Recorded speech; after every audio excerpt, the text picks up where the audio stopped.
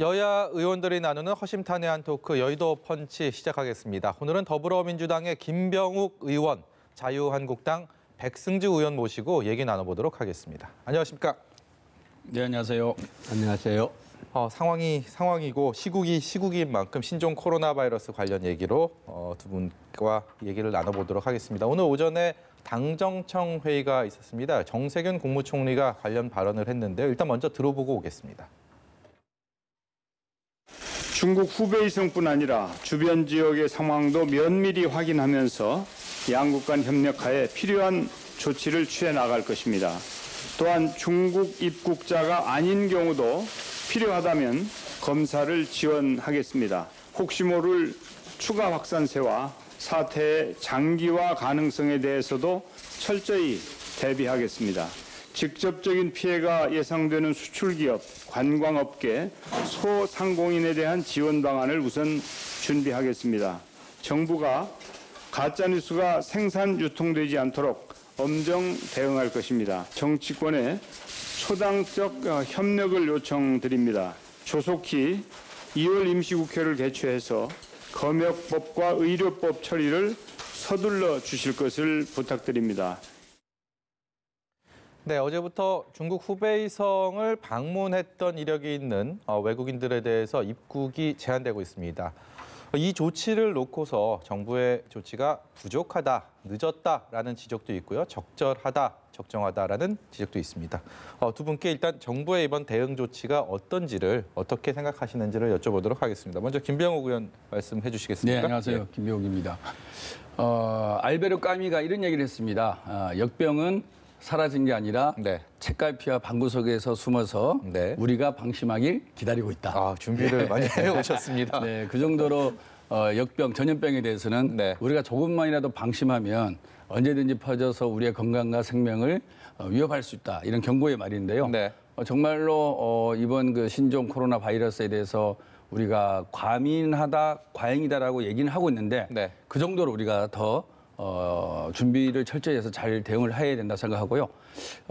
오늘 아침에 저희 당정청 회의를 했는데 저는 적시에 정말로 잘 했다고 생각합니다. 그리고 국가가 쓸 수 있는 3조 4천억 원의 예비비를 잘 활용해서 그다음에 중소기업과 그다음 관련 예산을 아낌없이 투여하겠다라고 발표를 했고요. 그래서 관련 업계나 그다음 피해보는 영역에 대해서 정부가 선제적으로 보조를 하겠다라고 공식 발표를 한 것은 아주 잘했다 생각합니다. 정부 대응에 대해서 여러 가지 얘기가 있는데요. 일단은 뭐 여론조사 결과를 보면 한 55%는 잘했다. 한 40% 정도는 또 좀 부족하지 않느냐 이런 좀 결과가 나오고 있는 것 같습니다.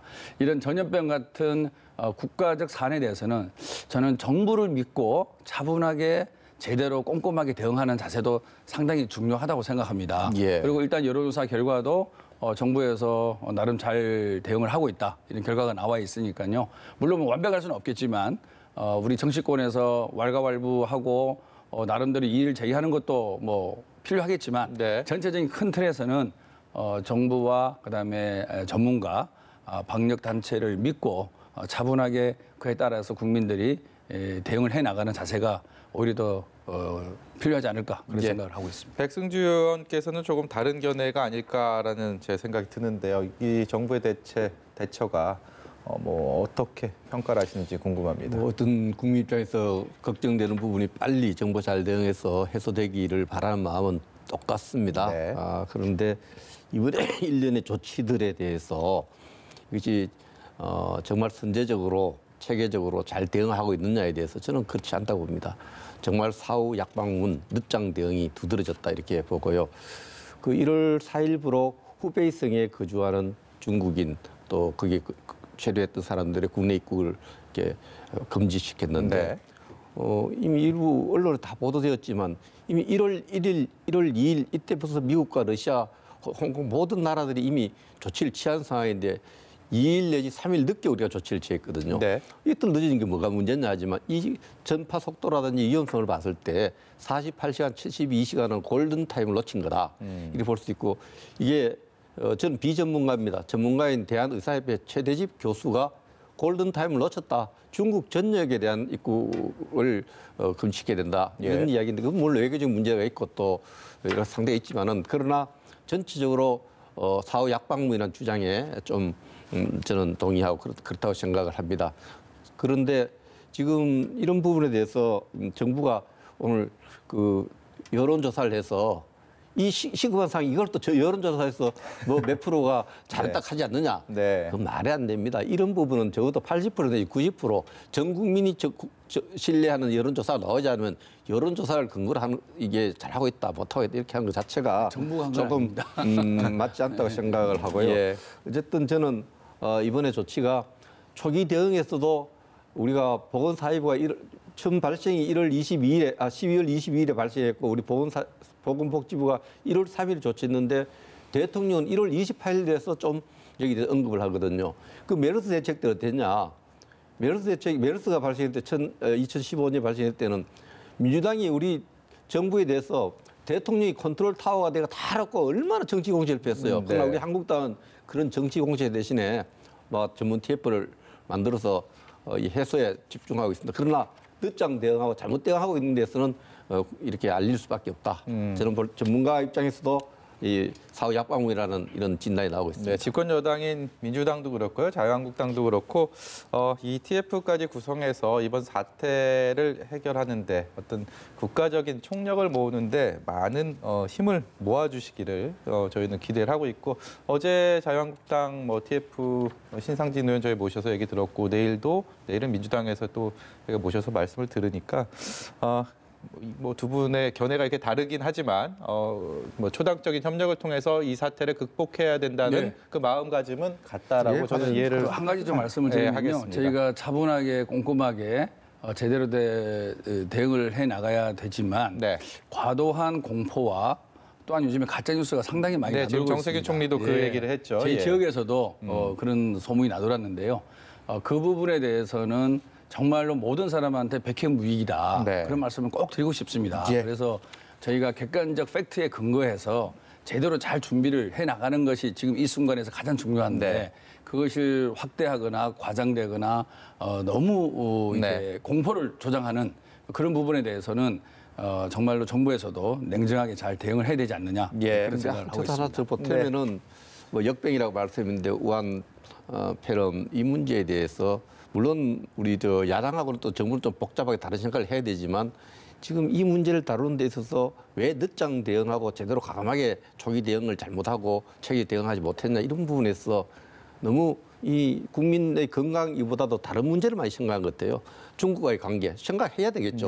중국과의 관계 또 중국 눈치 보기라는 표현까지 나오지 않습니까? 중국 눈치 보기, 또 중국을 넘어서 북한과의 관계, 또 시진핑의 한국 방한 일정 이런 부분을 생각하지 않을 수 없는데 집권 여당으로서는 정부로서는 그러나 이런 부분들이 국민 건강의 문제와 이렇게 좀 선택을 할 때는 과감하게 국민 건강, 첫째도 국민 건강, 둘째도 국민 안전, 셋째도 국민 안전 이게 우선 순위를 두셔야 되는데 그 부분이 좀 국민이 볼 때는 중국 눈치 보기가 좀 심했다. 이름 붙이는 것부터 좀 대응하는 속도에 있어서 좀 그런 부분이 아쉽습니다.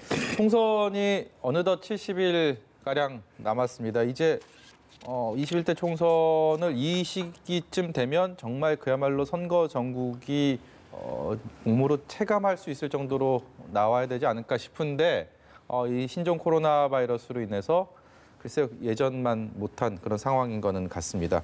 근데 이제 예비 후보들은 본인을 알리기 위해서 유권자들에게 이제 예비 신청 공천을 신청한 이후에 이렇게 거리에서 유세를 많이 합니다.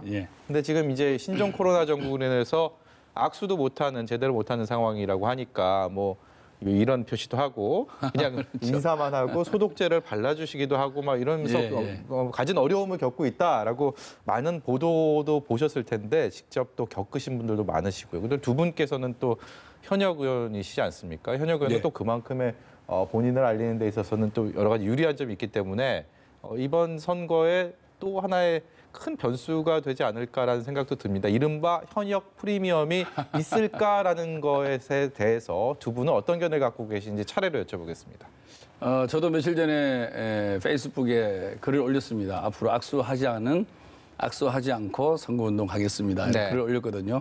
그래서 연합뉴스 TV에서 SNS 뭐 이런 프로가 있더라고요. 여의도 SNS 통해서 주시고 있는데요. 현역에 대한 프리미엄 뭐 크게 본다 그러면 있을 수 있다고 봅니다.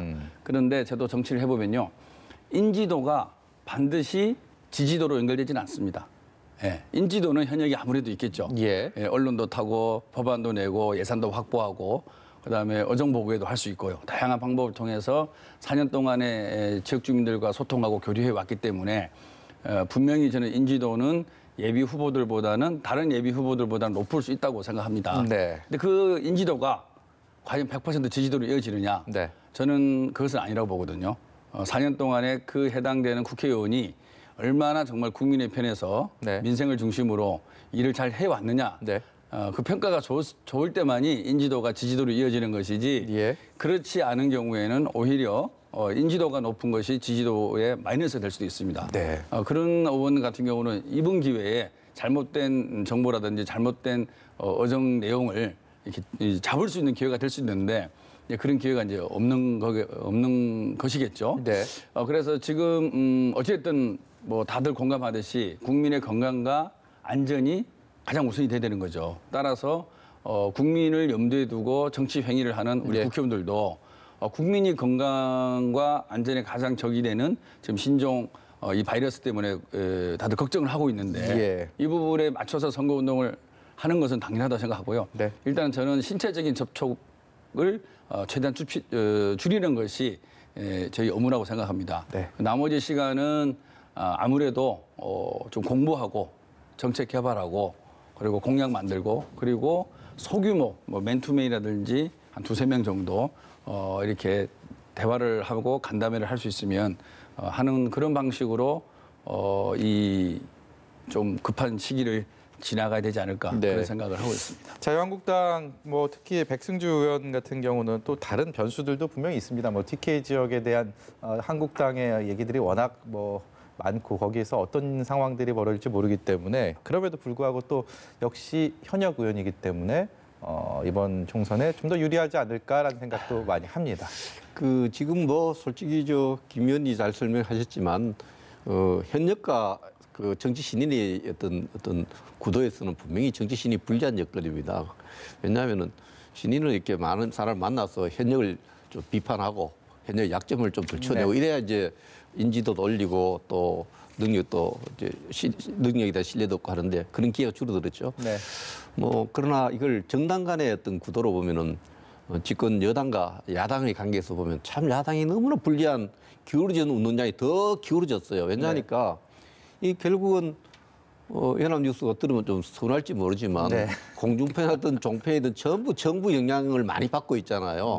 그 기울어진 운동장을 하는데 이제 결국은 방송의 영향이 더 커졌다는 거죠. 공중파든 종편의 영향이 더 커졌기 때문에 이거 참 우리 당으로서는 곤혹스러운 상황입니다. 좀 그래서 이 우한 폐렴을 때문에 정치 신인이 좀 불리하고 야당이 불리한 정치 환경이 만들어졌다 이렇게 생각을 하고 저도 마찬가지로 이 대면 접촉을 위한 선거 운동을 조금이라도 전면적으로 좀 많이 지향하고 뭐 약간 SNS에 집중하는 그런 선거 운동을 하고 있습니다. 방송에서 그 야당이 불리한 기울어진 운동장이라는 말씀에 저희는 제가 속으로 두 분을 모실 때도 출연자를 모실 때도 그 배분을 생각을 하고 속으로도 어느 정도 말씀하시는지 헤아리면서 시간을 재면서 이렇게 발언 기회를 드리니까 너무 섭섭해 하시지 마시고요. 다음 주제로 넘기도록 하겠습니다.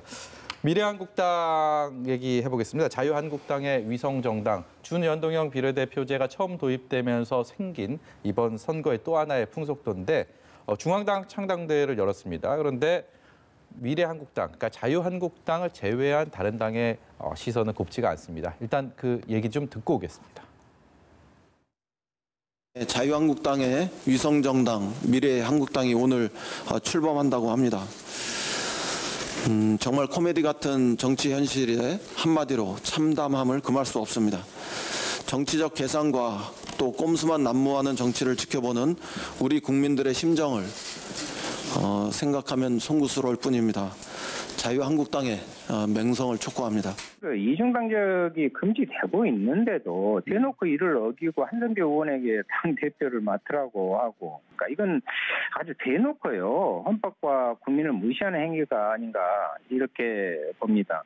심지어 이제 우리 정의당에서 이런 상황을 비판하니까 김재원 의원 같은 분은 뭐 미래한국당 인지도가 올라간다고 오히려 좋아하고 있다니 참 한심한 노릇이고요. 오히려요, 저는 그런 방식으로 계속 하시라. 결국 국민이 심판할 것이다 이렇게 보기도 합니다. 오늘 그 미래한국당에서요, 인턴 직원을 모집한다는 공고를 올렸는데 이게 또 자유한국당 홈페이지를 통해서 올라왔습니다. 이를 두고도 결국은 자유한국당이나 미래한국당이나 똑같은 정당 아니냐라는 비판도 일고 있습니다. 오늘 창당대회 과정에서 저희가 앞서서 좀 보니까 뭐 몸싸움도 좀 있었습니다. 한성교 대표의 발언을 하고 하는 과정에서 일련의 상황들에 대해서 먼저 백 의원께 좀 여쭤보겠습니다. 예, 비판 여론이 민주당을 중심으로 이인영 대표하고 또 정의당의 의원이 나와서 참 우리 당을 이렇게 비난하는 모습에서 참 이 미래한국당을 정말 두려워하구나. 네.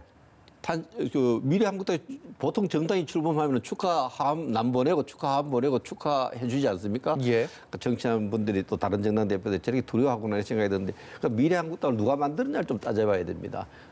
우리 한국당이 만들었다는데 저는 4+1이라는 괴물이 만들었다고 생각합니다. 4+1이 연동형 비례대표제라는 아주 위헌 요소가 다분한 그런 선거제를 만들기 때문에 이것을 폐지할 노력하다 안 돼서 우리는 선거투쟁, 정치투쟁을 통해서 이 법이 가진 위험성을 알리고 또 이 법에 대해서 합법적으로 우리가 투쟁하는 거다 이렇게 보면 되고요. 네. 그래서 미래한국당이 오늘 창단되는데 잘 되기를 바랍니다. 미래한국당은 우리 자유한국당과 우당으로서 어떤 역할을 성공적으로 수행할 걸로 보고, 오늘 성공에 대한 확신이 드는 게 이인영 대표가 저렇게 정치적 꼼수라고 비판하고 이렇게 하는 거 봐서 성공할 가능성이 높은 것 같아요. 4+1이 만드는 꼼수에 대해서 우리가 신의 한 수로 대응했다 이렇게 생각합니다. 만약에 황교안 대표가 백 의원께 미래한국당으로 좀 당적을 옮겨주십사라고 요청을 한다면 어떤 대답하시겠습니까? 요청이 없는 상황에서 말씀드리기 좀 가정을 전제로 말씀하시기는 좀 어렵다. 그렇습니다. 예. 김병우 의원께 좀 여쭤봐야 되겠습니다. 예. 저는 오늘 뉴스를 보면서 정말 우리 자유한국당이 대놓고 국민을 무시하는구나. 좀 죄송한 말씀입니다만 그런 생각이 들었습니다. 왜냐하면 우리 한성교 의원님은 한 달 전인가요? 네. 정계 은퇴를 선언하신 분입니다. 한 달 전에 정계 은퇴를 선언하신 분이 또 그 자유한국당의 위성정당에 들어가셔서 또 하루아침에 당대표가 되고 또 그런 과정에서 황교안 자유한국당 대표께서 또 당대표를 맡으라고 또 제안도 하시고 또 우리 의원님께서도 미래한국당에 대해서 아주 극단적으로 옹호하시고 잘 되기를 바란다. 그럼 유성정당임을 인정하는 건데 우리 관련 법에 보면은 정당을 구성할 때는 민주주의 절차를 지키게끔 돼 있습니다. 그리고 이중당적 보유 금지가 또 있는 거고요. 네. 그런 관련 법에 대해서 전부 다 위반이 되는 사항입니다. 그래서 저희 민주당하고 정의당은 이미 고발을 해놓은 상태인데 그런 부분에 대해서 정말 대놓고 항변하고 옹호하고 지지하는 발언을 듣는 국민들은 과연 어떤 생각을 할까? 저는 그런 생각이 듭니다. 특히나 선거 연령이 19세에서 18세 인하됐는데요. 지금 학생 신분인 학생들이라든지 민주주의 교육을 받아야 되는 그런 학생들이 이 얘기를 들었을 때 과연 대한민국의 정치가 과연 무엇일까? 정말로 어석수 몇 석 더 얻으려고 이런저런 비민주적 절차와 과정을 거쳐나가는 이런 모습을 보면서 정말 정치인 한 사람으로서 조금 저는 개인적으로 창피하고 이래서는 안 된다. 이게 그런 생각을 하고 역으로 있습니다. 생각해 보면 어쨌든 미래한국당이 21대 총선에서 불러올 의석수의 변화, 효과가 그렇게 간과할 수 있는 수준은 아니다라는 게 민주당의 전반적인 분위기라고 보면 되겠습니까? 사실 이 연동형 비례대표제로 가장 손해보는 정당은 저희 민주당입니다. 그다음에 한국당이고요. 왜냐하면 이게 소선거구제 내에서 어쨌든 1등 한 사람만 국회의원이 되고 2등 이하는 다 사표가 되다 보니까 실질적으로는 정당 득표율보다는 소선거구제에서는 1당과 2당의 의석수를 많이 가져가는 거죠. 그런 과정에서 저희는 사실 그런 행위를 하지 않지 않습니까? 네. 근데 자유한국당은 비례정당 또는 위성정당을 만들어 나가는 과정에 있는 건데요. 네. 이런 과정을 통해서 국민들이 저는 충분히 알고 지금 자유한국당에서 산술적으로 계산하고 시뮬레이션을 통해서 몇 석이 득이 될 거라고 얘기할 거라고 생각하고 그런 전제하에 준비를 하고 있는데요. 저는 국민들이 과연 이것을 용납하고 용인하고 네. 과연 표를 줄 것인가. 저는 대한민국의 국민의 수준을 봐서 그 부분에 대해서도 자유한국당이 꿈에서 깨어나야 되지 않느냐. 네. 저는 합리적 판단과 더 나아가서 국민의 심판이 따를 것이다. 그렇게 생각하고 우리 있습니다. 국민들 잘 기억할 겁니다. 이 왜 연동형 비례대표제가 만들어졌느냐. 대통령 선거 공약인 공수처 만들려고 민주당이 가질 수 있는 비례대표적 의석을 소수 야당에게 우당인 4%에 해당당에게 나눠주기 위해서 엿바꿔 먹듯이 선거법을 만들었어요. 예. 제1당을 무시하고 그걸 했는데 거기에 대해서 우리가 가만히 보고 만년 2당으로 있을 수 없지 않습니까? 국민이 원하지 않습니다. 우리 당을 좋아하는 분들은 1당 되기를 원하고 다수당이 되기를 원합니다. 그래서 법을 4%에서는 괴물이 엉터리 법을 만들어놨는데 그럼 엉터리법에서 눌려 죽느냐 사느냐의 문제에서 우리는 이렇게 연동형 비례대표제 법을 존중하면서 이 법을 테두리 안에서 승리하는 정당, 집권하는 정당, 다수당이 되기 위해서 이 선택했고 이 선택에 대해서 국민들이 이해하고 잘 지지할 거라고 생각합니다. 70일 뒤 민심이 어디를 향하게 될지 지켜보겠습니다. 다음 주제로 넘어가 보겠습니다. 황교안 대표 얘기를 해보려고 하는데요. 총선 대진표는 말씀드린 것처럼 신종 코로나 바이러스의 여파도 있고요. 저 여야의 아직 대진표가 짜여지지 않으면서 조금은 좀 지지부진한 그런 상황입니다만 황교안 대표의 거취에 대해서는 정말 많은 관심을 모으고 있습니다. 지금 자유한국당에서 공천관리위원회 회의를 하고 있고요. 이르면 오늘 황교안 대표가 어디로 출마를 할지 아니면 출마를 안 하게 될지 하게 되면 지역구가 나갈지 비례대표가 될지 여러 가지 선택지 중에서 결정이 될 수도 있다라는 보도도 있습니다. 아직까지는 얘기는 없고요. 과연 종로에서 빅매치가 성사될 수 있을지가 가장 큰 관심사인데요. 백 의원께서 당에서 관련된 얘기 흘러나오거나 이런 건 전혀 없나요?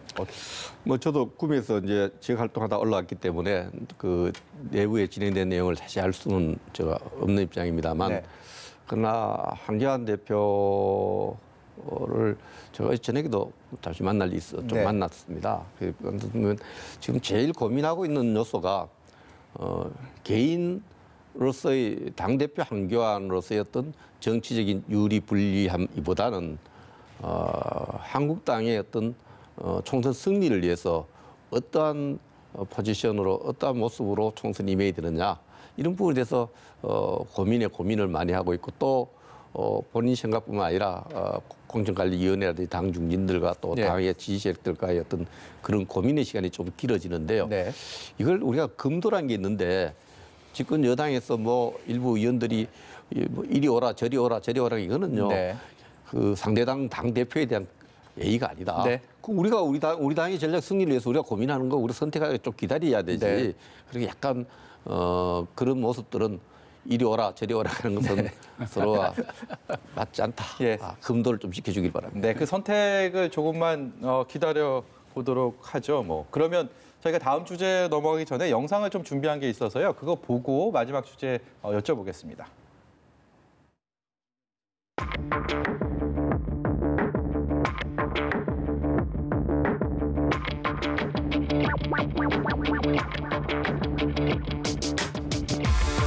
지난 1년간 제야에서 사법개혁의 필요성을 알리기 위해 모든 노력을 다했습니다. 하지만 한계를 느꼈습니다. 그래서 지금으로서는 제도권에 다시 참여할 필요가 있다라고 생각했습니다.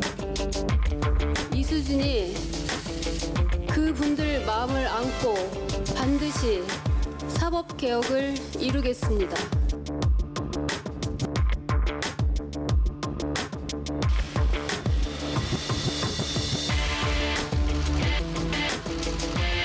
생활 정치로서 그 국민들과 호흡하는 그런 정당이 되는데 저희가 기여하고자 합니다.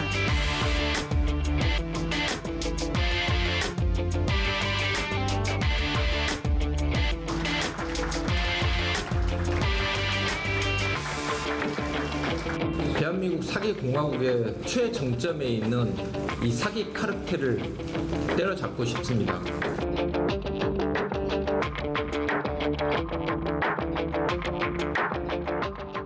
네, 정치권에서 선거 때가 되면 흔히들 율사라고 하죠. 판사, 검사 출신 인재들을 영입하려는 그런 움직임이 정말 활발하게 이루어지는데 이번 총선은 유독 지금 보신 것처럼 민주당, 자유한국당, 새 보수당까지 너나 할 것 없이 유력 법조인들을 끌어들이기 위해서, 영입하기 위해서 그런 모습들을 보면서 글쎄 검찰 개혁의 여파도 우리 사회는 겪었고 사법농단 사태도 겪었습니다. 이런 것들이 영향이 있어서 아닌가라는 생각이 드는데 긍정적인 시선도 있고 비판적인 시선도 분명히 있습니다. 두 분께 차례로 여쭤보겠습니다. 먼저 김병욱 의원께.